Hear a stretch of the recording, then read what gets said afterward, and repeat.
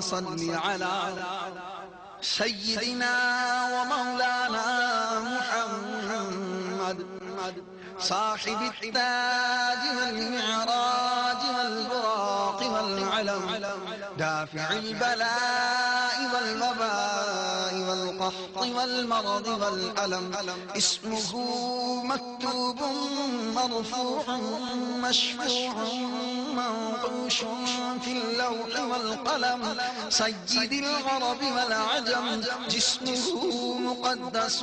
معطر مطهر منور في البيت والحرم شمس الضحى بدر الدجى صدر العلا نور الهدى كهف الورى مصباح الظلم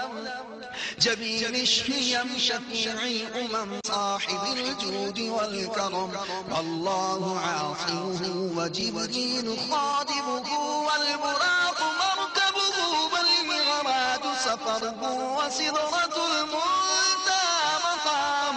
وسدرة المنتهى مقامه وقاب قوسين مطلوبه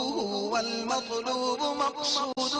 والمقصود موجوده سيد المرسلين خاتم النبيين شفيع المذنبين أنيس الغريبين رحمة للعالمين راحة العاشقين مراد المشتاقين شمس العارفين سراج السالكين مصباح المقربين محب الفقراء والغرباء والمساكين سيد الثقلين نبي الحرمين إمام القبلتين وسيلتنا في الدارين صاحب قاب قوسين محبوب رب المشرقين ورب المغربين جد الحسن والحسين مولانا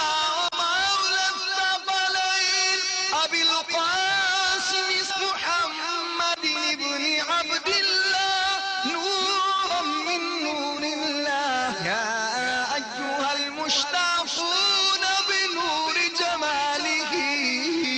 صلوا عليه وآله